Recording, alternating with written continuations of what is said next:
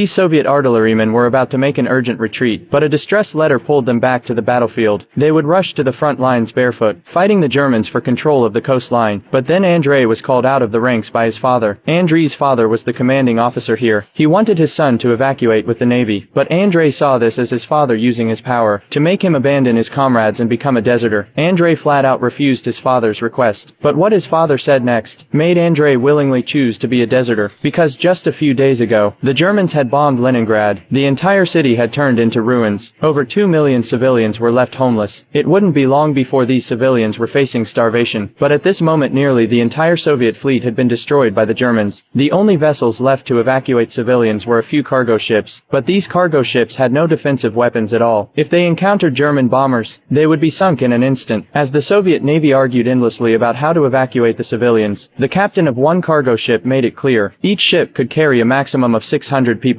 There was no way to evacuate 2 million people, but Andrei's father strongly insisted on loading 1,500 people onto each ship at a time, and this kind of overloading would greatly increase the risk of capsizing. If anything went wrong, over 1,000 people would go down with the ship. No one dared to take on that responsibility, but time was running out. To convince everyone to go along with the plan, the commander made a bold decision. He would send his own son Andrei on the ship to bear the same risk as the civilians on board. That finally convinced the others to carry out the evacuation plan, and so Andrei boarded the cargo ship. But because of this his comrades mistakenly thought he was a deserter. Meanwhile his girlfriend, who had already boarded, saw Andrei's artillery unit heading to the front lines. She then wanted to get off the ship to say goodbye to her boyfriend, but unexpectedly she ran into Andrei just as he had boarded the ship. But when his girlfriend saw him in a navy uniform, she likewise believed that Andrei had deserted. Before Andrei could explain, girlfriend went back to the ship by herself. Meanwhile the artillery unit, in order to buy time for the retreating civilians, they will head to the coastline to draw the German forces' fire.